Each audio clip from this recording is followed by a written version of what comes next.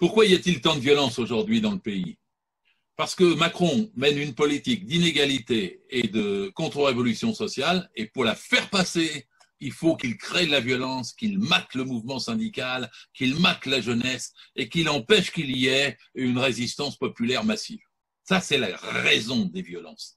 C'est pas quelques zozos dans une manifestation, c'est le fond de la politique. Pour faire du Hayek, c'est-à-dire ce libéralisme acharné, Macron fait du Pinochet, en tout cas de l'essai de Pinochet. Il a besoin de mater la population pour supprimer les cotisations sociales. Il en a besoin pour faire une société sans statut, pour faire une société post-salariale, pour bloquer les salaires, pour bloquer le SMIC, pour ne pas verser pour les services publics, pour ne pas prendre en compte les conséquences et exigences de la crise sanitaire.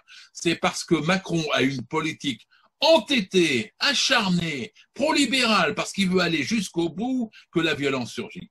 C'est normal que les gens se défendent, c'est normal que partout il y ait des manifestations, mais il n'en veut pas.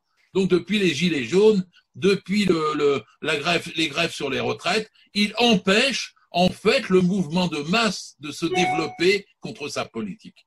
Voilà les raisons de la violence, voilà la raison des diversions qu'il met en place avec la loi dite séparatiste ou avec la loi dite sécurité globale, ou en causant de sa police qu'il a jetée dans des actions barbares. Et c'est en faisant de cette façon-là une répression, un blocage, l'empêchement des manifestations, de l'expression publique, en refusant de négocier, qu'il provoque la violence, et il le fait parce qu'il est entêté dans une politique qui met en cause toute notre société et tous nos acquis sociaux.